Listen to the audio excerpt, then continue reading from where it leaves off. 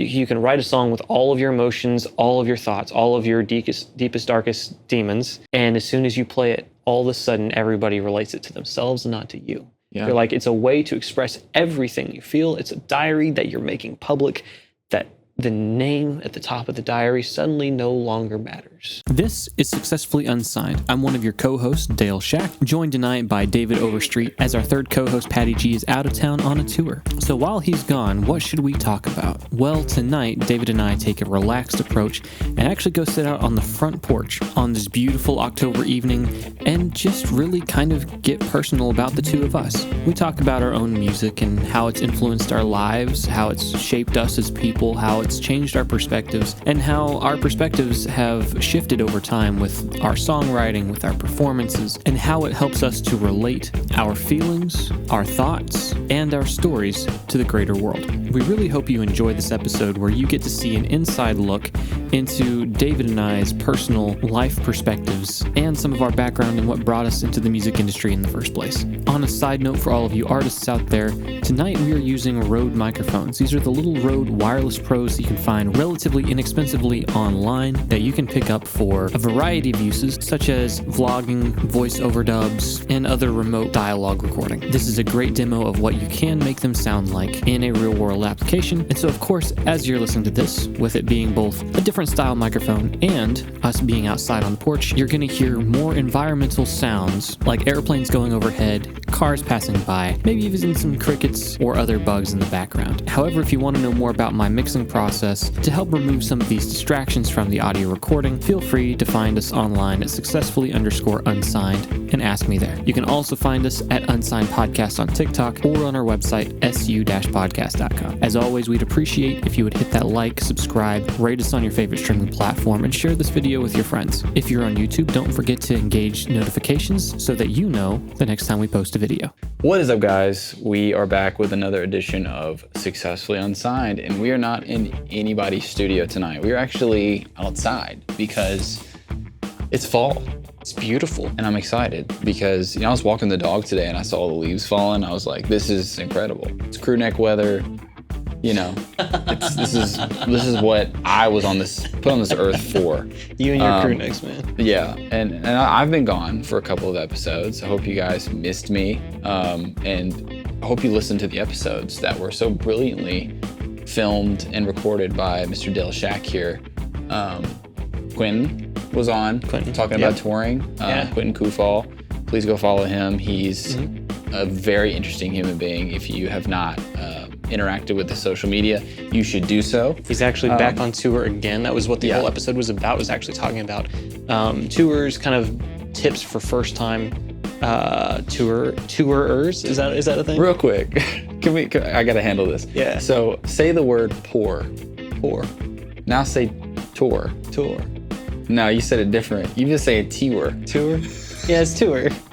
This man, every time he said tour, he puts an extra syllable in it. Tour. It's two syllables. I mean, it is, but I just think it's funny because you say pour. Just say pour. Yeah, tour. Nah, you added it. Well, we're hopefully gonna try and say all of our words right tonight. Was right. Yeah, it was right. Was right. All right. How do you say What do you guys think? Put it in the comments. Follow us, subscribe, all those things on social media, TikTok. We are Successfully Unsigned under pretty much every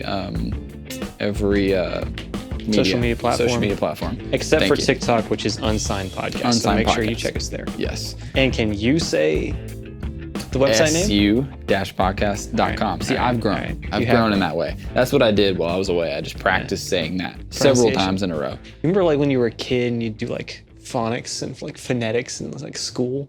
You'd have to in that early school? spelling stuff. Yeah. Yeah. I don't know. They didn't have su-podcast.com and your. They didn't. That's a huge problem. What kind of school did you go to, man? Andrew Jackson Elementary. It was cute. We had Eagle Run. You don't know what that is, but literally it's you just run around and someone puts marks on your chest and it's it's like the circle where your parents pick you up at the end of the day, but you just run around it. Did you go, Ka? Honestly, yes. You should. If you that don't, song, then. I believe I can fly. Dude. Every kid in a chokehold. We had a graduation ceremony on 4th grade, and it was more emotional than my high school graduation. Not joking. I believe that. I believe I Can Fly was playing, and it was an emotional moment. But all that aside, we are here tonight, just me and Dale. Patrick is away. He's also on tour. Congrats, Patrick. I really wanted to text him and be like, could you do like a video every day of like a vlog style for this tour? Because I'm really curious as to how this tour is going for Mr. Patty G. But and if you want to hear about that, I'm sure when he gets back, we are going to be talking about that. Oh yeah, 100%. His experience on his first tour. 100%. Some of the questions he was asking Quentin was like, he's like, I didn't think about that. He was like, didn't think about that. But I've been planning my outfits. And Quentin's like, what? You just need underwear, socks, and a couple shirts. And he's like, but my outfits every day. Yeah. They're very important to Patrick. But we are holding it down tonight. And I thought tonight we just have a chill episode. And we just kind of talk about me and Dale because you guys we haven't, other than our intro episode, we haven't really done like a episode just about us and just talking about us. I mean, you kind of know about us from previous episodes, and we'll mention stuff from our personal life in various interviews, but we don't really talk about us and just have like real conversations between us hosts. And so, figured it'd be a nice opportunity. I have this handy dandy cup here, and in this cup are questions about songwriting, because Dale and I are fellow songwriters, and we're just going to start a dialogue through these questions. I'm sure you'll relate to some of these questions, but yeah, I think it's a good opportunity to just kind of talk about some things with songwriting and explore some new ideas and maybe provoke some for you. So Dale. Oh, do I get the honor? Without further first ado, draw? take the first draw, my friend. I feel like I should those tumblers where they tumble up all the questions or all the things, even though these are not moving at all. They're not. Literally, they're just like stuck in there. They're stuffed in there. They're like perfectly folded, but it's fine. I'm going to pretend like I know what all of these like are. Close and your don't eyes know. and pretend like you're you can't see them. Even though I've not read a single one of these. Yeah. All right. Question number one. Is there a particular feeling you want to convey in your writing? That's a good one. Mr. Overheat? I guess I'll take the first stab at it. I dropped my... Is there a particular feeling you want to convey in your writing? Yeah, I think, first of all, it's important to know the answer to this question. As an artist, just what vibe do you want your songs to kind of convey? I remember Tristan, when he asked for my first mix to mix for me, or master for me rather, he was like, what do you want this to sound like? And I just wasn't prepared for that question at all. I should have been, but I just wasn't. Talking about this latest song? No, it was the very first. It was the very first one. It was actually the first one I had professionally mastered, which was Running It Back, go stream it. But he asked me that, and I was like, I don't know, but I'll get back to you. And I gave him this one album by Maroon 5 that I really liked, Songs About Jane, which was their first album, I believe, in 2004. And so that song was a little bit different for me, just because it was more of like a rock pop sort of, not even ballad, but it kind of felt like it moved like a ballad to me. But it definitely wasn't. It was faster. All that being said, it's important to have an answer to that question, and just sort of a general sense of like what the feeling of your music should convey. For me, I think it's very emotional.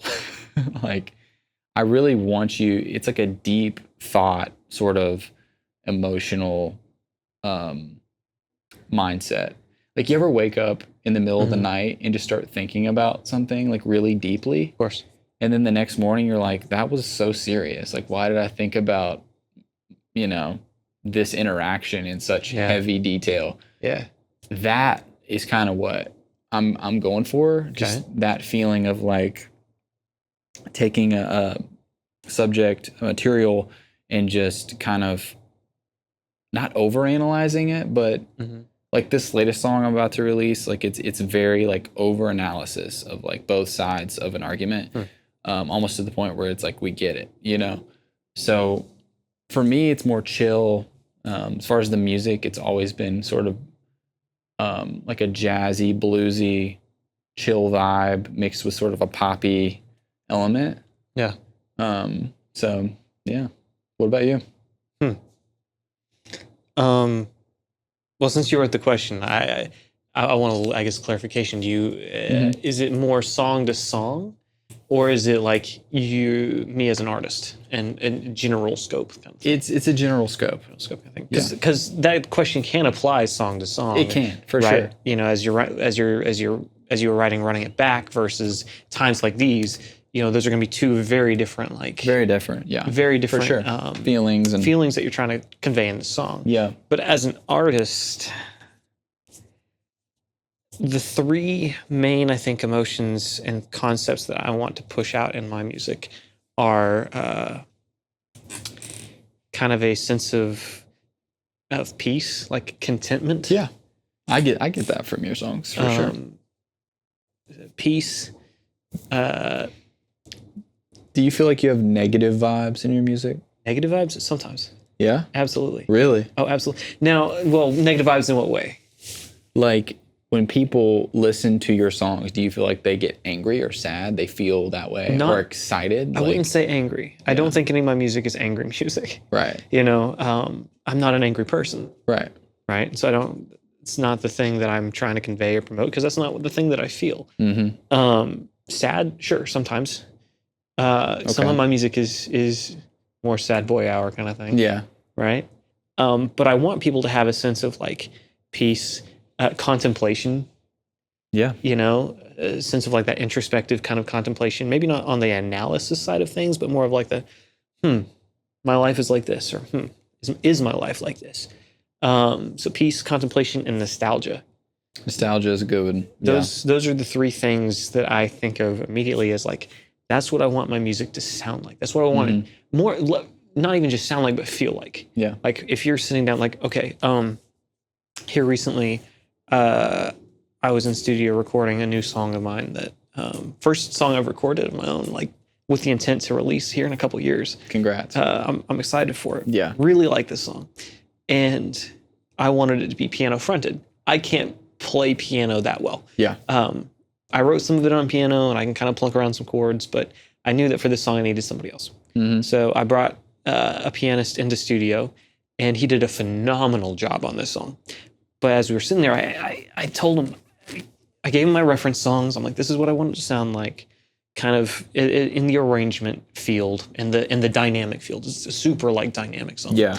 In the sense of like loud to soft, very leaning heavy on like the orchestral jazz kind of field. Right. But I told him, I said, I want this song to feel like, I want this piano part to feel like, if you were to go downstairs into like a basement. I've never had a house with a basement, but this is what I picture. You go downstairs into a basement, you find an old piano covered in like canvas, right? It's got a drop cloth over it for like storage. Mm-hmm. And you peel that thing back and the dust is flying everywhere. And it's an upright piano, right? Shoved against like a brick wall somewhere or a concrete wall. You peel that canvas back, all the dust is flying, and you sit down and you start playing. I want this song to feel like you're playing that song for no one but yourself in the whole world, but there's such weight and nostalgia and memory baked into that piano, baked into the concept of the song that the lyrical story is telling. I want it to feel like you're playing in front of a crowd of millions, but it's all you. Yeah. It's just you. And so I told him, I don't want all the timing perfect. I want there to be little grace notes that are out of time. I want you to push and pull the beat. Yeah. I want this thing to feel like you're playing to no one but yourself. So you hear the action of the piano. You hear the hammer strike. You hear all those kind of things. Because I wanted that song to feel like nostalgia and contemplation. Okay. I like that. Just the imagery of the old piano and, that the age of an instrument can really enhance your sound. Like that's why a lot of people like using vintage instruments and like old like worn Johnny Cash like style guitars, because it just adds it adds a kind of a ruggedy element to it. I think of Willie Nelson with that big old hole in his from that pick, Yeah. So Yeah, man, I definitely get that. I mean, I think Tiger Hill was very like it felt like an exciting type of song that had like a building sort of element to it. Yeah. And then you have your other ones like Can't Let Can't Let Go. Yeah. Is that close enough? What is it called? Don't ask me that. I don't remember. Have to let go is the one you're thinking of. Yeah. I only played on it, and that's okay. I only have listened to it and forgot it. But yeah, that one's more of kind of a ballady sort of. It is. kind of a bluesy jazz. Yeah, bluesy ballad, jazz. So yeah, it definitely vibey, and it definitely puts you in a specific place, which I like. Well, I'll tell you. Since we're hanging out outside tonight, and we'd originally talked about having a fire. Yeah. That song was one I wrote in probably about 10 minutes sitting around a fire. Really? After hearing a friend of mine tell her story about like her breakup with her then, well, and still now ex. Yeah. And she had kind of just told the story of what was going on, and I was sitting there, I was just plunking around chords and stuff, just not really playing anything meaningful. Yeah. And I heard that, I'm like, man, what would it be like if I were in her shoes? Pretend if I could pretend to be her for a few minutes. And now the song really has nothing to do with their relationship and their situation, but I used their situation as the inspiration for the feeling. Like, what would I feel if I was in her shoes? How would I feel if I were to say, kind of these concepts? And right. That's how that song was born. Right. That's awesome. I think, it's there's something about sitting around a fire, or just like you think about nature, like rain, or just early in the morning, a certain time of day, writing is always better for me. Yeah, absolutely. Especially if it's 1 or 2 in the morning, I feel like that's yeah. For some reason, that's just prime writing time. Yeah. And also, guys, as a side note, tonight while we're sitting outside, we also have the wonderful Nashville airport flying overhead. Yes. But we're also, if you're watching, or especially if you're listening, doing something a little different with our microphones as well. Want to shout that out there. We're using Rode Wireless Pro. Is that the correct model there? And kind of showcasing, and I meant to bring this up earlier when we first started the episode. Yeah.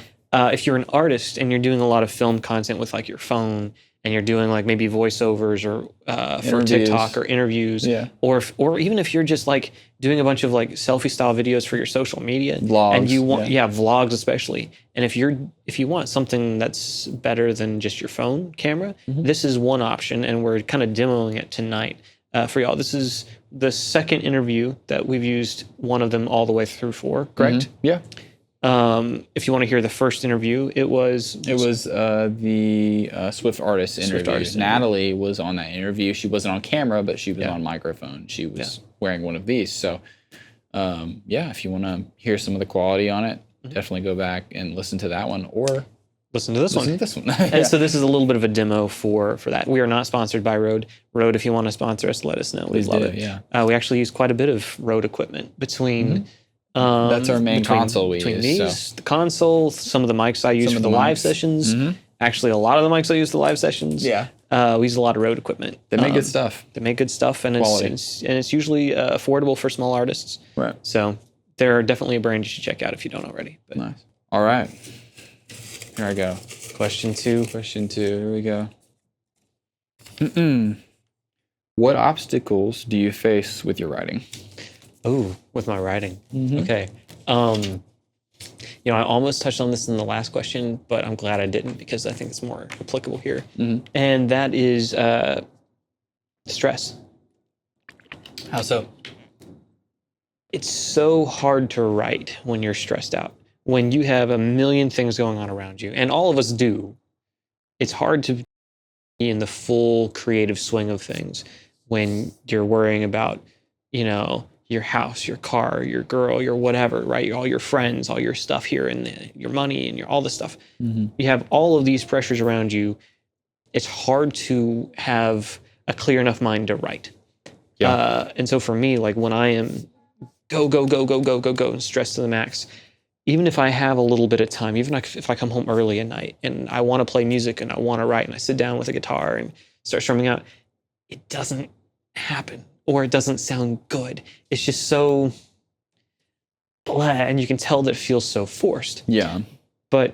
And you can't control all the stresses in your life. You can't do that. You can control some things, but you can't control everything. Mm-hmm. But if you can find the time to slow your life back a little bit, like this is something that the music industry does really well, which is make you go and go and go and go and go and go, 0 to 60 in 0.3 seconds, and continue staying at 60 until your tank is empty. Music industry is really good at sucking you in on that. But if you can step back and slow your life down a little bit and find more consistent time to go take a walk, to read a book, to consume other artwork, to just kind of enjoy life, for me, I find that opens up my creativity a little bit more, and I can write again. Yeah. All of a sudden I'm like, oh wow, I feel more inspired to actually write something. Yeah. And I don't feel like I'm forcing myself to write something, and it turns out usually better. Yeah. I think there's a lot of truth to that. I mean, having that clear mind is something that is necessary for that moment in time of writing and having organizing thoughts in that way. I think that stresses also produce a lot of motivation, because it's like between the stresses, when you have that kind of self-reflection about what the week was, or like today I had like a reflective moment about my shift and just how that could be kind of the concept for a song. It provides inspiration. It does, for sure. I think the anxiety of life just, I view it as something that's actively trying to stop your writing, and that I feel like I'm an achiever in the way of like, I like to combat that. It's like, no matter how stressed I am, it's like, okay, we're going to sit down and we're going to try and come up with something. Cause it's like, I want quality, but I also want quantity as well. It's weird. You have to continue writing. Yeah. It's like the more chances you don't have, like the more chances you don't take to write, it's like the less likely you are to have the bad song that leads to the good song. Right.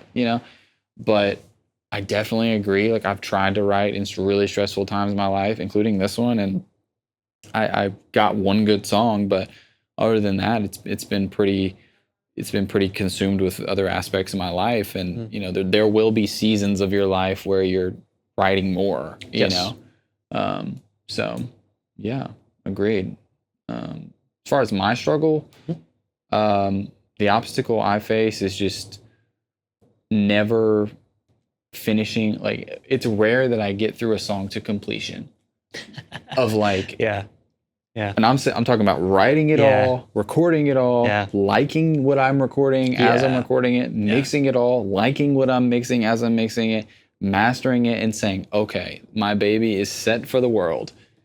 That's so difficult for me, just because I put my work under the microscope so much, and every day is like a different perspective of what it is or isn't. I just recently took some time away from like the song and everything, and just kind of let it hang back. And because when I left it, I was like, I don't like this. And then I came back from my trip and listened to it again. I was like, I love this. And I was like, what happened? And just like listening to it with those fresh ears and not overthinking and being too critical about your work is... It's like, where's that balance of being too critical and then also being realistic? Yeah. You know what I mean? So maybe being realistic is the middle ground between being too critical and being very lackadaisical. So I don't know. That would be my... I mean, yeah, I totally get that. Yeah. I totally get that, because like it's so easy to start something. You're like, man, I love this. You go to sleep and you wake up the next day and you open it back up. You're like, man, I'm going to love this. And then it just falls flat. And you're like, what was I thinking? With your first like album, like how many songs did that start with? I'm curious. Was that Are you talking about the first handful that I released? The first handful that you released, yeah. So, like, was that a long process with those songs, man. or was it more like I've already got the songs in place, I just need to record them and get them out? For those three, I'd had them written for a while. Okay. I'd had them written for a couple years, and I knew I wanted to release. I released all my first three songs. I released all as 3 singles at the same time. Okay.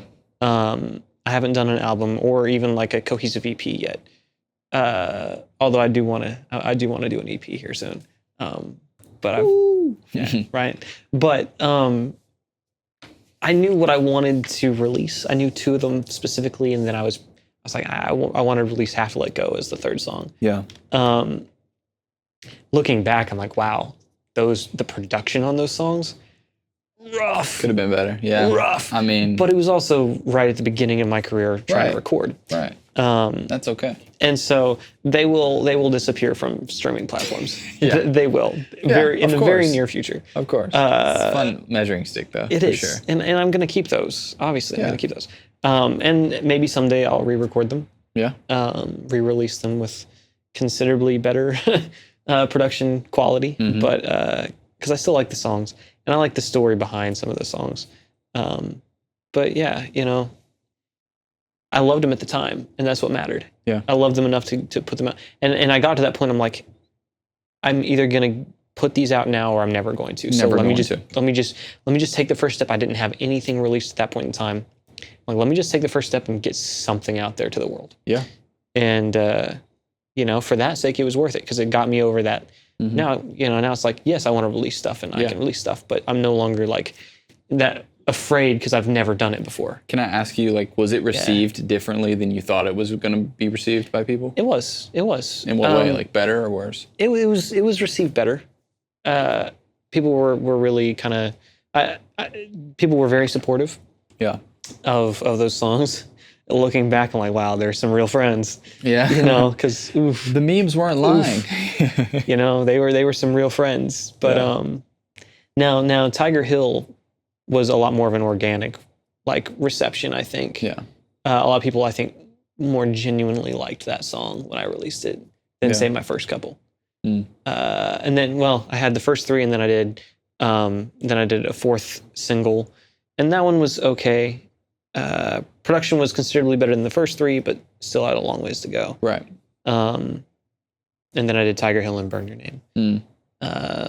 Tiger Hill and Burn Your Name, I love the production on. Yeah, Burn Your Name is a beautiful song. Yeah, and a friend of mine was like, hey, I want to hear, he's like, I love Tiger Hill, I want to do that one, and I want to do one more. What do you got? So I showed him those songs. Yeah. And so he did all the production engineering on those, and I absolutely loved it. But yeah, I mean, that's how it goes, though. You have growth, but there are going to be days where you're going to look back and like, oof, oof. Yeah. And whether it's been released or not. Yeah. I've gone back to, like, I'm sure you have. You pull up old, like, DAW sessions of, like, oh, this song, I remember this song in my head. It was like so cool. Right. And it's not anymore. It's not in the same way anymore. For sure. It's like it could still be cool in a certain way, but there's still elements that you probably still like. That you remember being like, okay, right. This is yeah. But with that, guys, let's take a quick break. Quick we'll break. be back. Hey guys, what's up? It's DJ Patty G. I hope you guys have been enjoying the show so far. If you want to go find more, go to our website, su-podcast.com. We have lots of cool playlists there, whether it be from artists that we've had on the show or with other independent artists from all over the world. Also, make sure to follow us at successfully_unsigned on all of our platforms, as well as Unsigned Podcast on TikTok. You guys will be our best friend if you go rate us 5 stars on all platforms. And if you like and subscribe this video, make sure to keep watching so you can see more of our shenanigans and other tomfoolery. Thanks, guys. What's up, guys? Welcome back. Dale and I are here.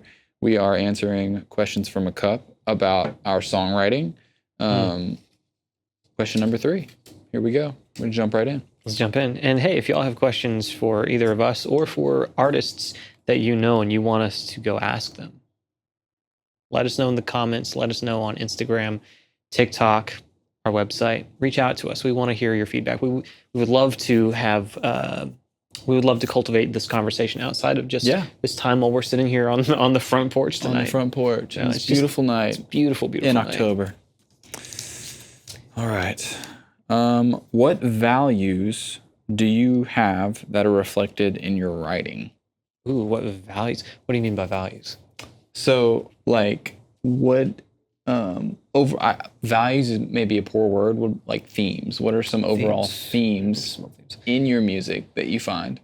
Are most of your songs love songs? Or most of your songs first person song? Like, ooh, that's tough. Most of my songs are conversations.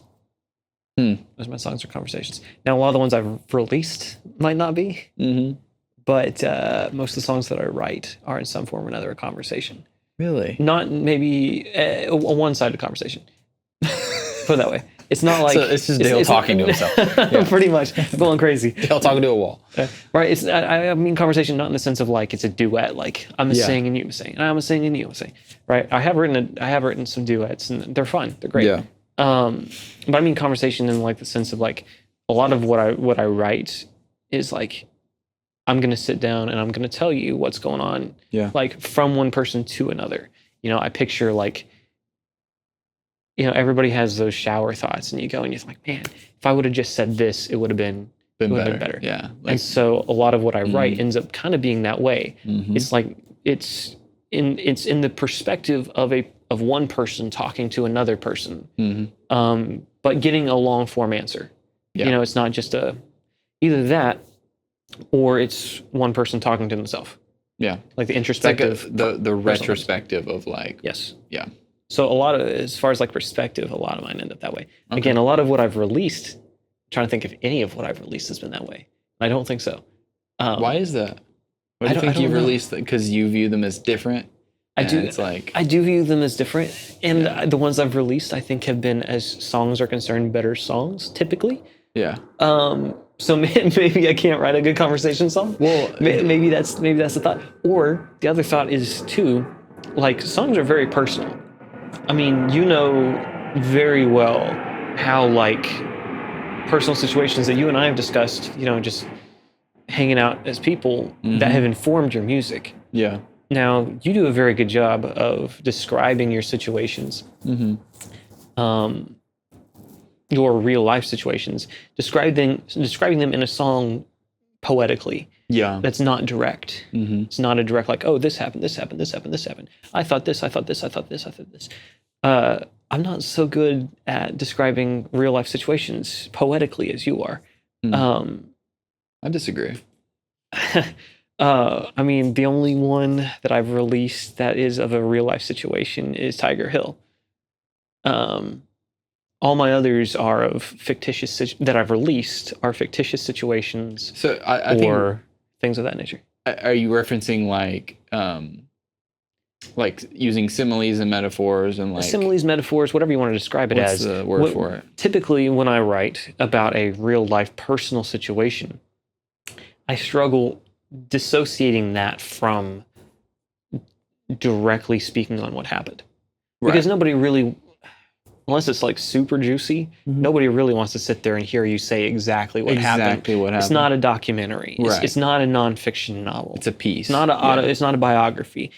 People are there for the art. They're there for the music. They're there for something they can relate to. For sure. And so, for me, when I write those songs, it's hard for me to separate lyrically.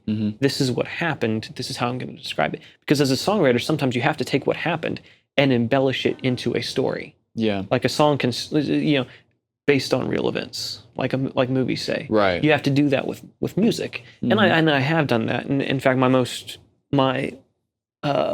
probably the next song I release is that way. I think it's one of the few that I've taken a real life situation, taken it based on real events, flipped the script, flipped the perspective of everything that happened, and pulled in multiple different perspectives to kind of collage this concept and story that happened. But the song it's not an autobiography. It's not meant to be word for word literally what happened, although there are word for word quotes in it. Right. That's because that's how songwriting is. That's how songwriting is. And so for me, I have a hard time like typically separating those two things. And so my songs on personal stories and personal life end up kind of being either boring or way too specific. And it's like, Nobody's going to listen to this. I think some people appreciate that. Maybe. But not being, it's not boring. Your songs aren't boring, but like being, like saying what you mean. Yeah. You know what I'm saying? Like, some people are like, they're not as intuitive when it comes to music. And it's like, what's happening here? Sure. Like, have you ever heard a song and like heard the lyrics and you don't really know the beauty of them until you like read them? Yes, or you see them in a context of like, I don't know, someone else singing them and it's like slowed down and you're like, oh, that's what that is. Whereas saying what you mean, I feel like creates that imprint immediately in a song for some people, for most people, I would say, initially. There is time and place to be direct. Yeah. Absolutely. But there's also time to be poetic. Yeah. And it's a balance. It is a balance. I'm more of a direct person when it comes to my lyric writing, which is something that I want to grow and change, because if all of my stuff is that way, then I need to branch out and flex the muscles. It's Rhyme Zone, bro. It's rhyme zone. Literally go to Rhyme Rhyme Zone, Zone, yeah. type in a word that's like super basic, and then look words similar to this word. And then you'll find like the synonyms for the word. And you're like, oh, that's a much better way to describe that. And then you kind of create a rhyme scheme around that. It helps. It does. It definitely helps. I have been using it, and it's helped because I viewed myself similar to what you're saying when I was like doing my acoustic stuff earlier on. It was like, you know, because mine was very sappy love songs, like the first time I saw you didn't know, and I was like, well, I could have said that different, but yeah, that's something I think you're maturing in already in a lot of your releases. I think Tiger Hill is, if not like, I think it gives you enough of an image in your mind. Like that's such a powerful image when I listen to that song, and it doesn't have to be done through, you know, beautiful words and like, it's not overly poetic. Colloquialisms. I mean, everything that was written in that song is pulled all directly from one night. Yeah. From one date that I went on. Right. Everything. The dogs, the aliens, the stars, the whatever thing. Right. The date. Everything was pulled from that one date. Yeah. And she's out there listening right now. She might be. No, she's not. She's still on Tiger Hill. She's waiting for you. No, she's. Well, we're not going to get into that. We're not going to get into that. But no, it's all pulled from one date, and it is very direct. But it's kind of like the highlights of the conversation. It's the highlights of the things of the night, of the events of that night. I mean, so in that sense, it's very direct. But it's kind of like snippets. It's very kind of snippet like based, at least in my head. Right. So look at well, that's how we process memory. It's like not every detail. It's like snippets. It's like the Cliff Notes. The Cliff Notes version. That to the top of Tiger Hill is the Cliff Notes. It's Cliff Notes. Is the Cliff Notes of my date. That's what you used to tell your teacher you read the book when you really did. Exactly. But what about you? You didn't answer the question for yourself. I didn't answer the question. The themes I think are more prevalent in my writing are just this idea of, I think it's changed. Like early on, it was very innocent, you know, because I didn't understand a lot about life and about love and about relationships. And so it's just a very basic sort of view of what relationship, like the very basic problems in relationships. And then it started to kind of grow more complex as I started to go through more things in my relationships. And I think now it's got this very like scorned element to it. I can see that. That I mean, Ivory Black is that way. Yeah. Running It Back is that way. I wrote Running It Back about a breakup. Yeah. Talking about basically just like I'm running it back in my mind over and over again about what happened and just like, and so it's a very I went from this very like positive sort of poppy like lovey-dovey style that everyone loved, but like everyone loved my acoustic element of like those kinds of songs with like major sevens and like embellishments like that. People love those, but I grew out of that. And I wanted to try something different. And life's in a different place. Life's in a different place. And I think my music really, including this newer song, it's very like serious. It's got a very serious sort of mellow yet urgent feel to it, in my opinion. Okay. And by urgent, I'm mainly referencing the lyrics of the song, just like giving that, like being very direct, but also having the, I don't even know, it's just got this like urgent feel to it to me. And so yeah, I think unfortunately right now there's like a very scorned element to my music theme wise. I think that will change again. I hope it will. But it's also a phase I find really interesting right now. Well, it's a phase that follows life, right? Mm-hmm. You know, any individual's artwork is going to reflect the experience and the atmosphere that they're in or have recently been in. You know, but it's something. I mean, there's art that you pull from experience from, and there's art you pull from the imagination of somebody else's experience. This is, as far as I can tell, the two basic categories that you can pull from. Either you've done it or you imagine that you're doing it or have been through it. And both have their place. I think when you write from your own personal experience, it ends up being a little more gritty. Yeah. Because you felt all of that. It's a little more raw. Yeah. You can tell. Like when I sometimes go into studio and like record artists singing their songs, you can tell the artists that mean their lyrics. You can tell, you go to an open mic night and listen to the songs that are sung, and you can tell the artists that lived what they're singing about. Yeah. Like it's a real thing that happened and they feel every ounce of it, even though it might have happened years ago. Right. You can tell that in their art. Right. Versus somebody else who sings the exact same song doesn't have the emotion in it. Right. They don't have the soul in it. They don't have the passion in it because that wasn't their situation. Yeah, that kind of, now that you say that, it reminds me a lot of when we were in the studio. This was 3 or 4 months back, and like I was struggling to connect with a song that I wrote back in high school. Really struggling. And it was coming out in my lyrics, it was coming out in my tone. And that was when I really wrote as more of a vibey song than it was to be like specifically about a subject matter. And so it, that stuff, you're right, it does come out, it does show. And so do you think that there's like a real difference, like if you wrote a song about like imagining something, doing something, and writing a song that you've actually been through, that those two would contrast, like of your own music? Absolutely. Yeah. Yeah, I think if you took the same situation and you wrote on both sides of it, one side looking forward to and imagining what's going to happen, and on the other side reflecting what has already happened, I think you'd have two completely different tones. Completely different. Right? Because there's that reality that sits in between of that experience.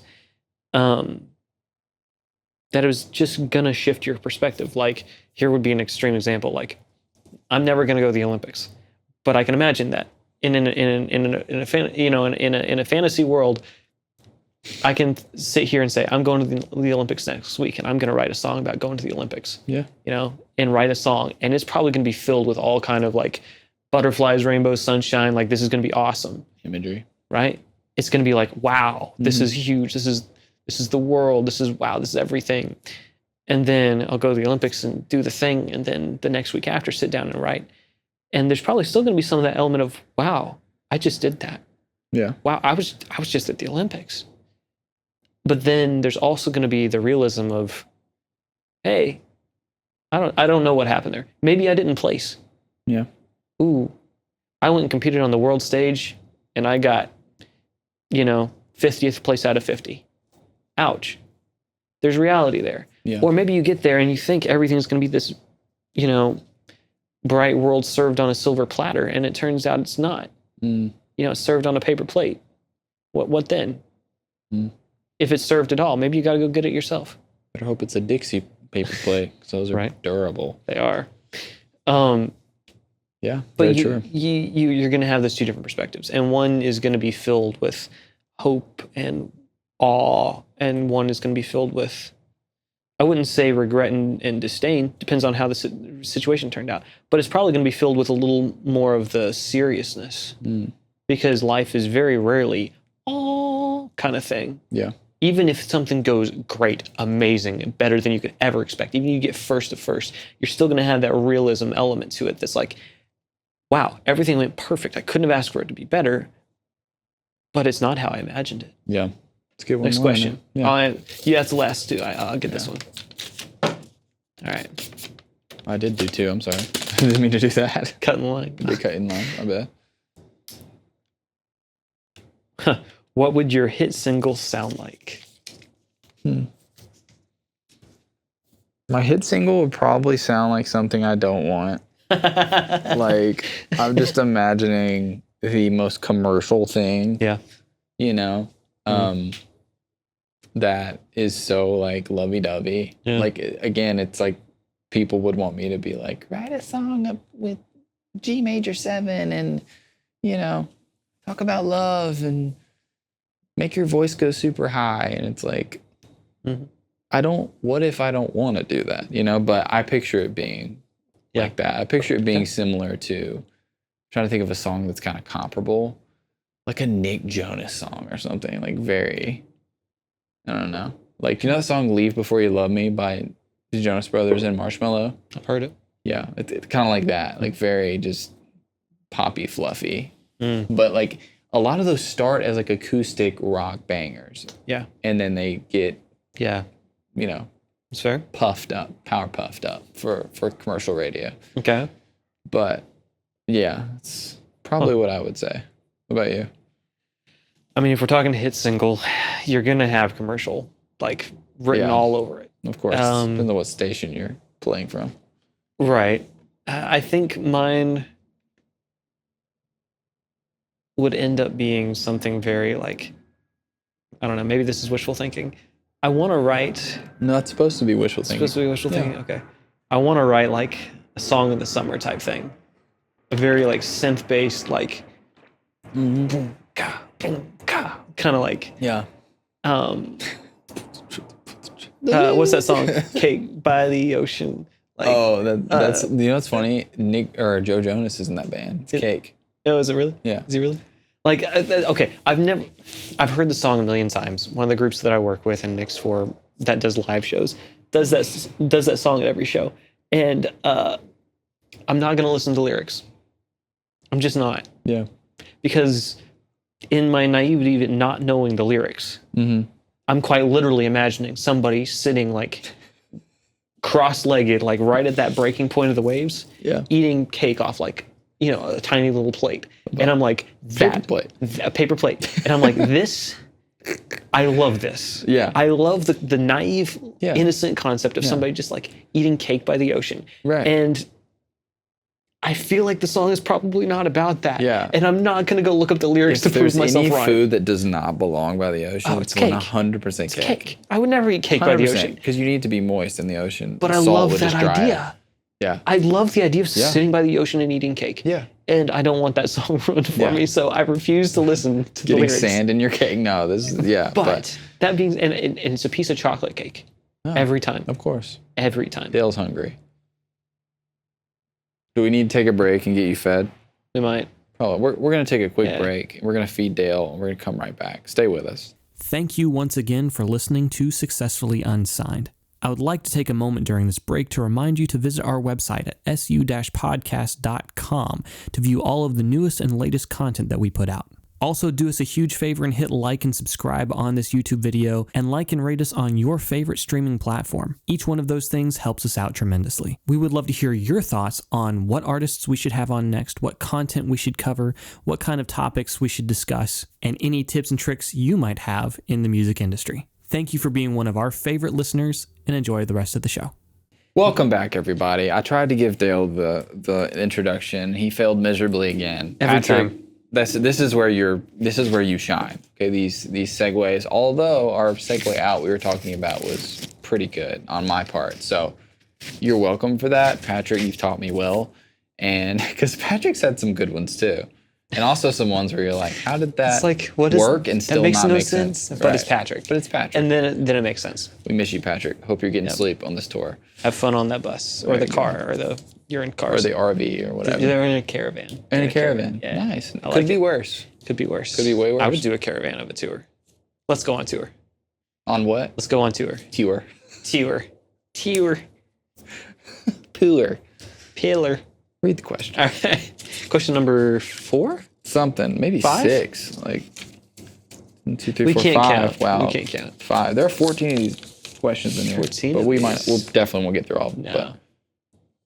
No. Here's a good one. What are you doing to ensure you continue to grow? Oh, I hate this question. I really wrote hope. it? You I wrote know. it? I did write it. What are you doing and to I ensure hoped you that continue it to would grow? not surface. What am I doing? This is what I'm doing. I believe I'm being more intentional with my music. I'm being more intentional with, I think, how it is produced now. Okay. I'm doing a lot more research for my songs and like trying to really combine commercial elements with my own original stuff that worked in the past. Like the length of my songs is much shorter now. I think the structure of my songs is more conducive to like what people actually want to hear instead of like what sounds good and what should be repeated. Like I used to think a chorus should go on forever. It shouldn't, 100%. I used to not repeat things in my choruses. Yeah. Like it wasn't like any sort of rhythm. Yeah. I feel like I've grown there. As far as just outside of that, I feel like I'm making as much time as I possibly can for my music and like carving out time now that I previously couldn't before, and even if I could, it wasn't possible. But you know, life be lifing sometimes. It does, and it sort of puts a cog in the machine, I guess you could say, or a crowbar in the bicycle spokes of what you're doing. And so you just kind of have to push through that and be intentional about like, if music isn't your escape from all that, then is it something you actually like really love? And for me, it is. It's like I can sit down and escape through that. Like mixing the song was a really fun process because it was like I could sit down and contextualize something and it would take my mind off of everything going on, you know, and just like layer something and build something from the ground up. So yeah, I think that's sort of my thing. That's interesting. I'm gonna say for my answer, I'm gonna use the same phrase to be intentional, but I'm gonna take it a little different way, I think.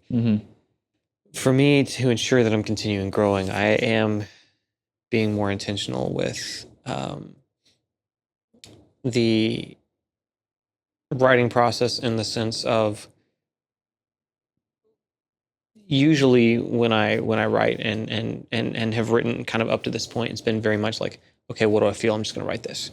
You know, I'm just going to start strumming chords and whatever comes out, comes out. Yeah. It's going to be it was very like open-ended, open gate. Yeah. You know, I have no idea what style song I'm going to write. I'm just going to write whatever I'm feeling. Yeah. Which is a great way to write. There's nothing wrong with that. But it's a very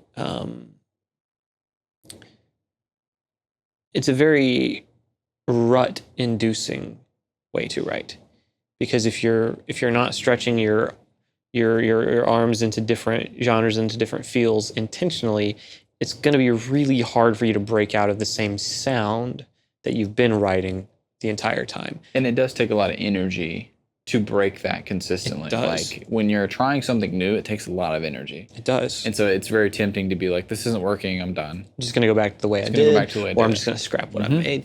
And so like here recently, I've been very intentional, like, okay, I'm going to write something that's a totally different genre than what I'm used to.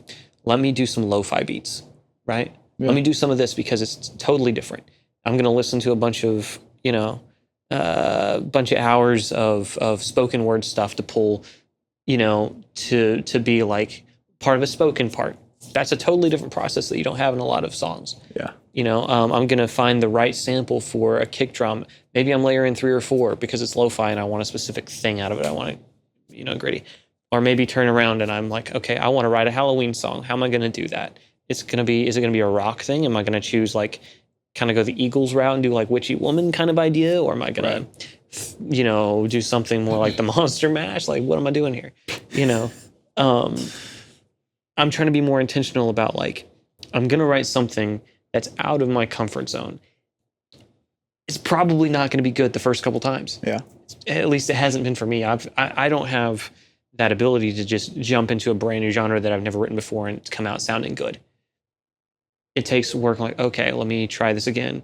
I like maybe this element of this, but it didn't fully didn't fully work well. Maybe do this with this and this. Mm-hmm. And so over time, I'm hoping that will develop into writing things totally different. Now, I've pretty much only written music on my own. I've not gotten into the co-writing thing a whole lot. I've co-written 1 or 2 songs, but not a ton.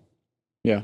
And so I know that's another way to kind of break out of that and to force yourself into a new genre. Like, I've always wanted to do the whole like writing with a band thing where you're like, hey, I've got this cool guitar idea, or hey, I got this lyric idea, and we're all like at a rehearsal, and then you just start making stuff, right? I've always had that like, I want to do that someday, but I've never been in a band. So everything I've done, like I've pulled people together, forming a band for concerts, like when you've performed with me, but we're not really like a cohesive unit. Yeah. It's like a little more of like, unit, it's more of like the hired gun mindset. Like, hey, I'm doing this 1 gig, right?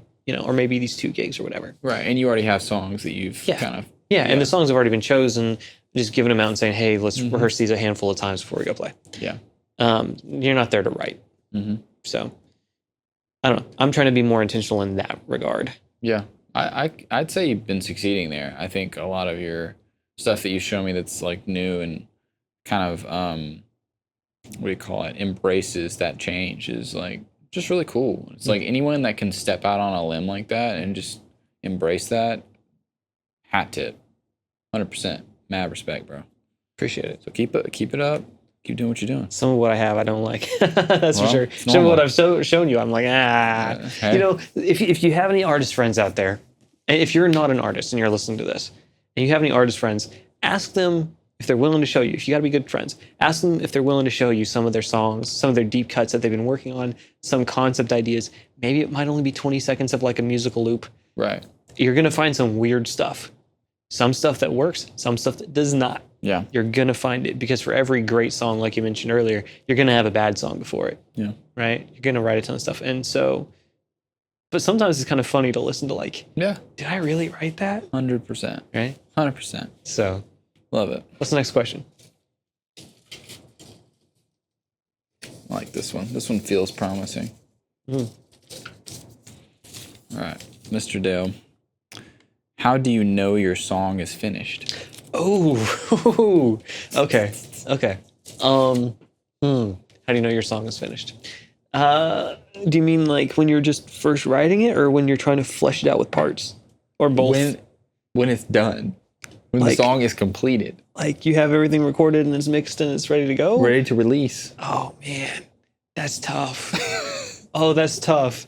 I've heard this analogy.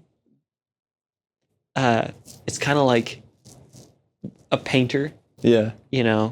At some point you have to step back and say, okay, if I add any more, I'm taking away from the art. Yeah. If I add any more, it's going to be detrimental to this piece. At some point you have to put that last stroke in, that last fix on the random bird in the background and say, hey, this is good. Right. This is good. It is what it is. It's not going to get any better. Let me stop now. Let me step back and say, I've done enough. Yeah. And I think it's the same thing when it comes to like trying to do songs. You have to be willing to find a place that you're like, I'm happy with what's here. I don't hate what's here. Hopefully you don't hate it. I'm happy with what's here. It sounds really good. Yes, I could keep doing new things. Yes, I could keep trying new things.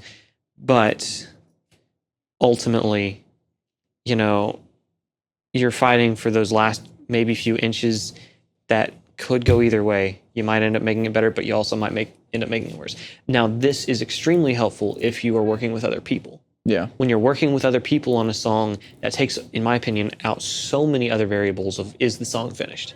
Mm-hmm. If you wrote the song, take it to other people to help track and write the parts out. They're going to start feeling things, and you're going to start fleshing this thing out. And you're like, wow, this took a direction I did not expect. I no longer have the thought that this needs to be so much radically different because somebody else put their opinion in it and they thought it was enough. Yeah. That gives you a little confidence to think, this is enough. Yeah. Plus, you have totally different part ideas that you can latch onto. Yeah. Mixing the same way. If you have the budget to send it to somebody else to mix, they'll mix it, they'll send it back to you. You might have 1 or 2 revisions, assuming it's not just a horrible mix. You know, in that sense, your budget's going to tell you this is enough. Right. The song's done, right? They've mixed it, they've done all their work. That mixer's done all that they're going to do to it, you know. And if they're good at their job, it'll be a pretty decent mix, you know, something that you can live with and you're like, you know, this is good. Unless you have some harebrained, like, creative concept, but really that should have been addressed earlier on anyway, not in the mix revisions. Yeah. Same way with mastering. You'll send it off, they'll send you something back. If you get other people in your process, they're going to help give you the confidence that the song is done. Yeah. It's kind of my mindset. Yeah. More people that are involved, the more people that can be unbiased about your work, especially in the mixing and mastering phase. Yeah. Just like that part was really jarring for me at first. It's like I sent a mix in and I was like really happy with it, and then the master came back so different, and I was like, but this is gone, and it's like, well, no, this element needed to be there because it was blocking this. You know, I was like, yeah, you're right. You know, it's for the good of the song type mentality, but also understanding, here's my baby, take it. Yeah. Let's release it. Yeah. It's hard. It is. I think for me, it's like there are really 4 main pillars. There's, you know, does it make musical and lyrical sense? That's something that obviously has to be there. Musically, that takes me sometimes a while to do. And that's usually done on the writing end and mixing end. The next thing I think would be, you know, balance. Is it balanced? Like, are the lows and the highs balanced of course, together and working to help each other? Is anything being covered up or masked? Then I think is the vocal really coming through? Is the vocal speaking in a way to me that is ready to release? Like, is the vocal confident? That's usually my term for it, is like, is this a confident vocal? Yeah. And then is it something that stands the test of time? Is my last one of like, am I going to look back at this and go, okay, I'm proud of this? Yeah. You know? And that's hard to assess in the moment, because you can be proud of something you're doing, but having pride in something that's been done is different. It is. And it's better. And so there are some songs I've released where they're very dear to me, but I don't have a lot of pride in the way I released them and how I released and how I recorded them and all of that. And so, yeah, when all of those boxes are checked and my mom likes it and my girlfriend likes it, Yep. and, you know, random person that I showed to likes it, and me and Mello argue over it, you know, back and forth, that's how I know it's done. Yeah. Because me and Mello have this joke where it's like we never are happy with our mixes, and so the other one is constantly telling the other one and being like, hey, it's done, it's good, it's done, and then it's like, no, it's not, it's still this. Nope. Yeah. It's like, well, okay, yeah, you know, but yeah, that's fair. Where are you from, and how does that influence your music? Oh boy, I am from a small town called Old Hickory, Tennessee. Population 50 people, most of which are senior citizens. I'm just kidding. There's much more in Old Hickory now, but when I was growing up, it was very like Piggly Wiggly, gas station, Sonic, my house. Like, it was church, you know, baseball. So it was a small town. I think I think that's influenced my writing. I talked about the naivety a while ago in one of the previous segments. I think growing up in a small town, it's very it's beneficial because everyone knows each other, and it's Yep. like it's easy to connect with people and form a sense of community with your neighborhood.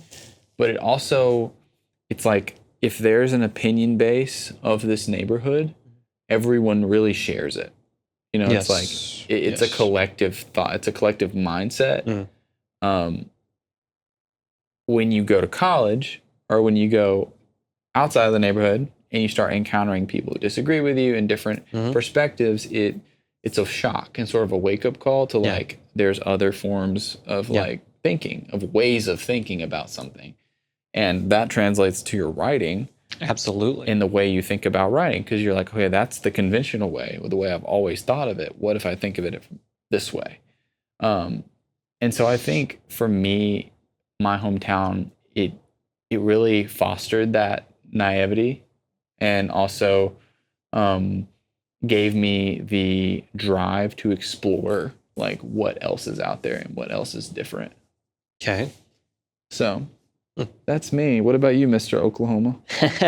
Yeah, I'm from Slaughterville and Lexington, Ada kind of areas. It's called Slaughterville? It's called Slaughterville, the town. I had no idea You this didn't know was a that? thing. No. I've told you that. You're from Slaughterville? I'm from Slaughterville, Oklahoma. Wow. I was born down in Ada. If Texas If Texas Chainsaw Massacre was like in Texas, or if it was in Oklahoma, then it would be at Slaughterville. Look, all Agreed? I'm saying, yes or yes. as long as you're not there on a Friday night for the purge, you're fine.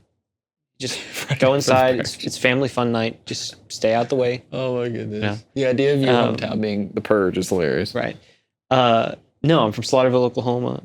You talk about 50 people, I mean, that's pretty close to accurate. I used to say we were a bend in the curve. Yeah. Because there's the Slaughterville curve. Yeah. And there was growing up, there was a auto shop and a tire shop. Those were only there because there happened to be a racetrack not that far away. Otherwise, we wouldn't have those. It was really big news when we got a Dollar General. That was big. Nice. Even bigger when we got the Red Box. Huge. There's a gas station or two. The fact that he called it the Red Box Box is hilarious. Tells to you me. something. That's like when an older person says my Facebook instead of just Facebook. I saw it on my Facebook. Yeah. It's Facebook. You know what I mean? Like, but anyways. Yeah. But yeah, no, I grew up there between Slaughterville, and then spent a lot of time in Ada, Oklahoma. That's where a lot of my friends were from.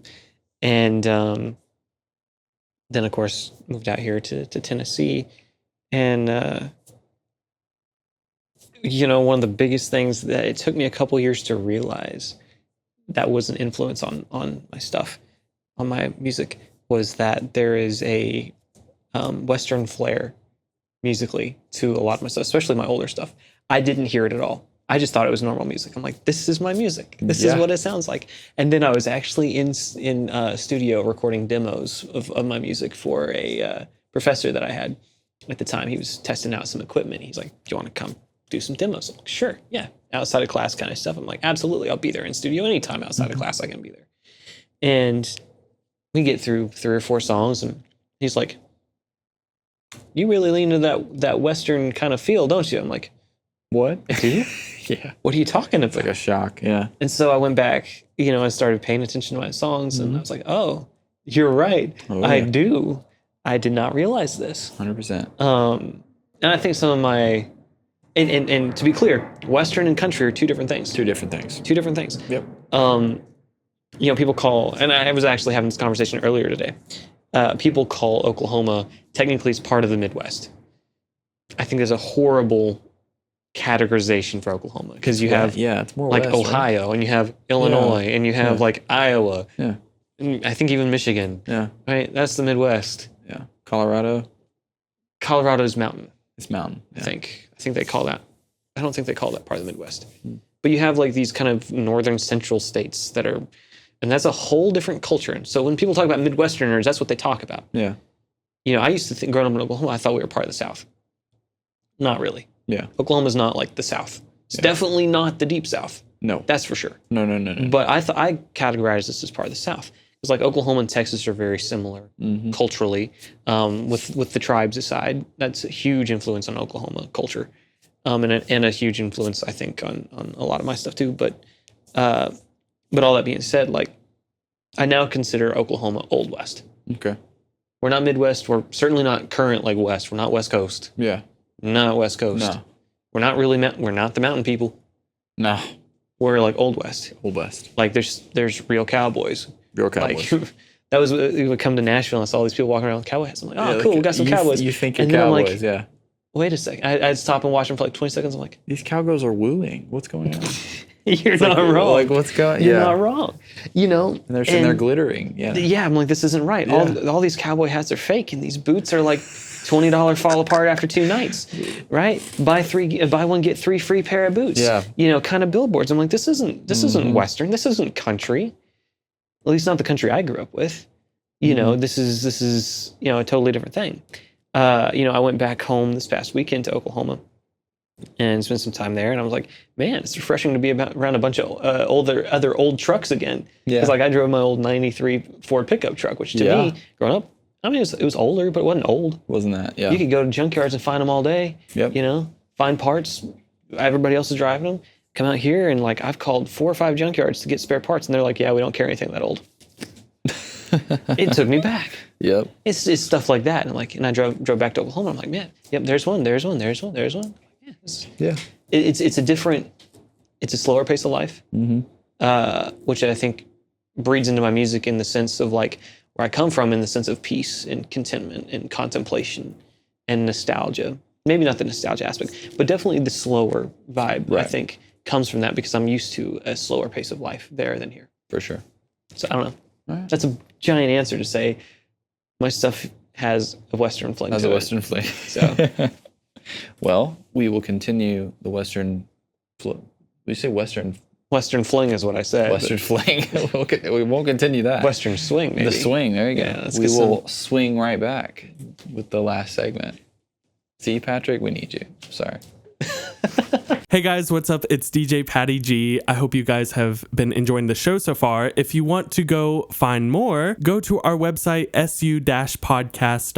We have lots of cool playlists there, whether it be from artists that we've had on the show or with other independent artists from all over the world. Also, make sure to follow us at successfully_unsigned on all of our platforms, as well as Unsigned Podcast on TikTok. You guys will be our best friend if you go rate us 5 stars on all platforms. And if you like and subscribe this video, make sure to keep watching so you can see more of our shenanigans and other tomfoolery. Thanks, guys. We are back for our final segment. Thanks for hanging with us tonight. We are digging into the cup of questions about songwriting from mine and Dale's experience. We are happy that you've been with us, and definitely share your own thoughts below. We would love to hear your answers to some of these questions. And I wouldn't be opposed to asking some of these questions to the artists we have on in the future. Yeah. So without further ado, is it my turn or your turn? It's your turn. My turn. All right. All right. What motivates you to continue to write songs? Ooh, what motivates me to continue to write songs?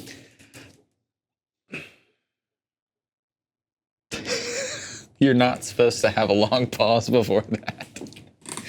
I'm collecting my thoughts. I'm collecting my thoughts. Nothing, really. Nothing. I don't, No, what motivates me to continue to write songs is that for me, well, you mentioned earlier, music is often an escape. Mm-hmm. And for me, it is still an escape of a sort. It's not the type from when like I first started writing music, right? It's evolved, it's shifted, it's changed. But it's still an escape to an extent. And the best way I know how to describe it is actually kind of summarizing the words that the lead singer of Imagine Dragons used years ago when like they were still doing stuff like Demons and like Radioactive and like those were like their big songs before they went like the full on like pop kind of route. Yeah. I was watching a live performance video. It was an all acoustic set. In just this little like listening room style environment. And right before he sang the song, he was like, I wrote this song. It's a personal song. But he's like, the cool thing about music is you write a song and suddenly he's like, You can write a song with all of your emotions, all of your thoughts, all of your deepest, darkest demons, right? And as soon as you play it, all of a sudden everybody relates it to themselves and not to you. Yeah. They're like, it's a way to express everything you feel. It's a diary that you're making public, that the name at the top of the diary suddenly no longer matters. That's crazy. Yeah. And like he described it in different words, but that's kind of my retelling of his point. Mm-hmm. And I realized, wow, that's really deep and meaningful to me, because like so many, so many guys, I have a hard time expressing sometimes the way that I feel just in like a conversation. I don't want to come up and tell you like everything that's going on with my life that's wrong and horrible. I don't want to get into like all the things that I feel, especially not publicly, much less with, well, not much less, but, Dale's a very guarded gentleman. I've never considered myself such, but in some ways I am, right? Yeah. There's things, everybody has things that they don't want to talk about. Of course. But I struggle to open up and talk about things that I'm actually currently going through. Yeah. I can talk about things that I've done in the past, but things that I'm currently going through, I struggle with. Why do you think that is, real quick? Okay, therapy session, right? Okay. Well. That was just never something that was really practiced growing up. That was never something I was a part of. Right. Not that it was ever like against the rules. It was just something that didn't happen. Yeah. And I don't know. That was just a skill I never learned. Yeah. And so now later in life, I have a harder time doing that. But what I found was when I was, a young teenager starting to write, I found out that, hey, I saw that video and I was like, hey, I can write everything that I feel. And if I can't if I can't sit down with a person and talk about this with a person, maybe I can write. And sure, there's going to be a few people that are close to you that are going to know your life and they're going to know what's going on and know, this is coming from this. Yeah. There are going to be people that see that and recognize that see that, of course. But the vast majority of people that hear that are never going to know that. Don't know. Absolutely. And even some people that are close with you might not realize the extent of everything. They're not going to know the nuances of every single line of every song and how huge this tiny throwaway line is. Mm-hmm. Because you and I know that. Yeah. Any writer knows that. Yeah. That tiny line can change everything about the song and add so much depth to the song, but to everybody else it sounds like a throwaway. It's power and mystery, for sure. It's power and mystery. But at the same time, you're still relieving yourself of those thoughts and of those feelings. You're able to push them into a piece of artwork. Yeah. And you're able to tell everybody whether they understand it or not. Absolutely. You are still doing your part of telling it. Mm-hmm. And so for me, that's a motivation because I'm like, hey, this is a way I can still express the way that I feel in a way that's not awkward for me. Right. Right? Right. That's the whole gist of it for me. Okay. I like that. I like that kind of image of the diary having a different name. Just like, that's awesome. That's a part I added. He didn't say that. Oh. So I'll claim that part. Artist mentality. Dale has depth. Dale's got some depth. Got range. Got range, boy. Yeah. Maybe we should write a song about that. There it is. See, there's a as song. easy as that. Conversations are great ways to get ideas, by the way. Let's write a song called Dale's Depth. Actually, maybe not. Don't do that. But I think to answer the question quickly from my end, I would say what motivates me is, yes, it's an escape, but it also is sort of, it's just something, it's an outlet for me. Like, and I guess that would be an escape, but the outlet part is just when I write it, the process of writing emulates success for me, like just building it piece by piece. To me, it's like building a piece of furniture or something. It's like, it starts in pieces that you either buy or get or whatever, and then you assemble this thing and it doesn't look like what it's supposed to look like at first. Have you ever been building something and it's like, how is this supposed to be a shelf? It looks like not a shelf. Yeah. And then suddenly you're like, oh, this part and this part and this part. And then it gets built and you're like, wow, I built this thing not really knowing what I was doing as I was doing it. And again, it's that pride element. It's like, I love that feeling of taking pride in something that I've done and finished and completed and like put my heart and soul and hours into, same as painting, same as writing a book, any of that. That's like a rewarding, like dopamine feeling. So that's what I would say. I think that's fair. Yeah. I think that's totally fair. And like you said, it kind of emulates life in the sense of like, I know when we were young, we think adults have everything figured out. Then the older you get, you realize, well, I used to think, don't, neither do we. Yeah, exactly. Nobody has it figured out. Everybody's trying to figure this thing out. Yeah. And at some point, I guess you get comfortable with it. Yeah. The fact that you don't know and you won't know and Yep. you have no idea, I guess you just have to get comfortable with that. Yep. But that is, a song is a microcosm analogy to that greater picture of life. 100%. 100%. So, All right. time for one more? Maybe two. Maybe two? Is it me or you? I think it's you. Is it me? One more for you. All right. Mr. David, how do you measure success in your field? Success. And I wrote this question. It's meant for your audio career as well. Well, okay. I thought I would give you the question, but Too bad. how do I measure success? Again, the four pillars, I would say, just all of that. List them again. List them again. It's going to be vocal confidence. It's going to be, does it make musical and lyrical sense? It's going to be, is it a good blend of commercial and original blending? And then the last one is, does my mom like it? Does my girlfriend like it? Do my friends and family dig it? So I would say that's where it starts for measuring success. And again, that piece that stands the test of time. Also, getting better is how you measure success. Yeah.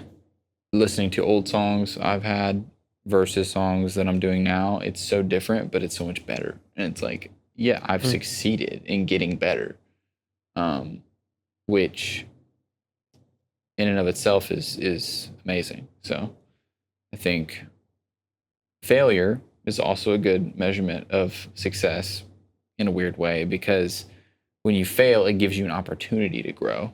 And without failing, you don't have that. And so success is bred from that. Absolutely. So yeah, that's where we measure it. That's where you measure it, huh? Yeah. I think for my answer, I'm going to pull the idea that I heard and then have kind of adopted, and of course you change it.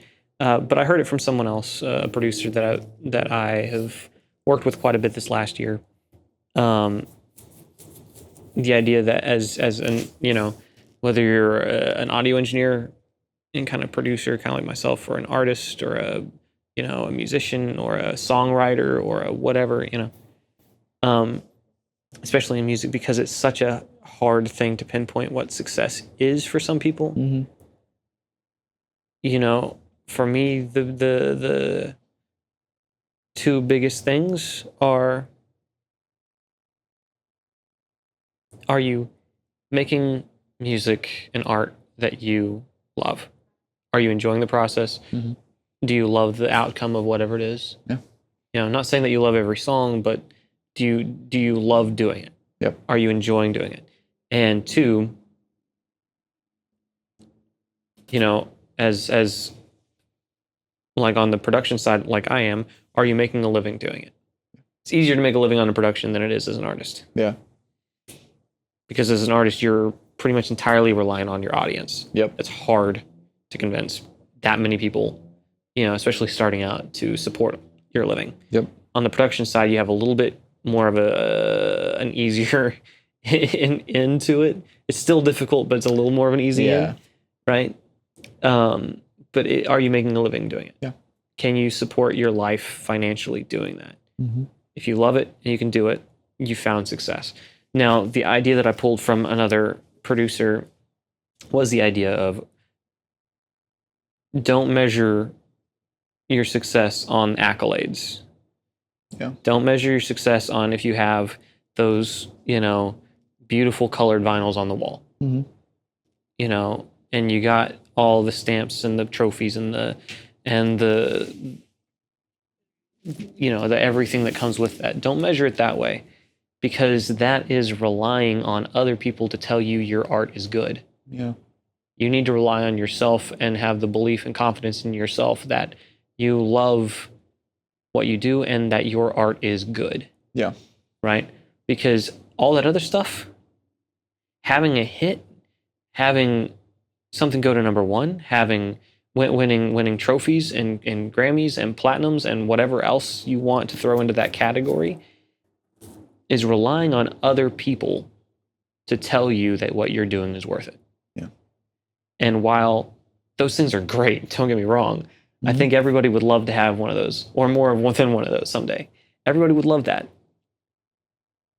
That is relying on somebody else to tell you that what you're doing is good, and not believing in yourself enough to say, me doing this is worth it. Mm-hmm. And so success, because of that whole conversation, success to me now means the two things I mentioned. Am I loving what I'm doing? Do I love what I have? Would I get up every day even if I didn't make anything to do this? Yeah. Am I still doing it? Yeah. Am I making enough to support my life financially doing this? Yeah. If I can have those two things, then I'm as successful as I can ever ask to be. Yeah. If anything more than that happens, then that's wonderful. Yeah. It's beautiful. It's a blessing. It'd be a blessing. It'd be amazing. Yeah. But I can't expect other people to come in, swoop in, and save the day and tell me that I'm successful for me to suddenly believe that I'm successful. Right. And for me to suddenly believe that what I'm doing is valid. Right. Right? You need to do that yourself. You have to find that within. Of course. And you know what else? Having success, measuring success, can even be done when you're unsigned. It can. Yeah. You don't have to be signed. You don't have to be signed. You don't have to be signed. I wish there was like a podcast that was like named after that. Like being successfully unsigned. Oh, it's a great idea. Whoa.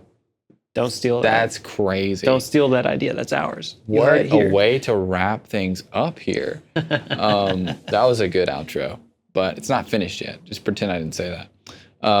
We are successfully unsigned, and we hope you've enjoyed our little chill episode tonight outside in what is now getting a little chilly. But we love fall. It's crew neck weather, like as I said before. You got goosebumps. I noticed that. I was like every now and then my hands start like. He's like, yeah, being successful means you don't die on my porch from freezing.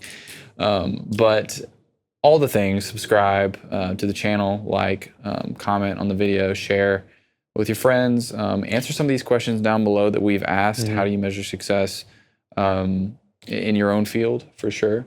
And help us start the conversation. We want you to involved in this conversation just like we are. So like David said, share this with your friends. Share it with one person who you think would have something insightful to say about their career, about your career, about the music industry as a whole.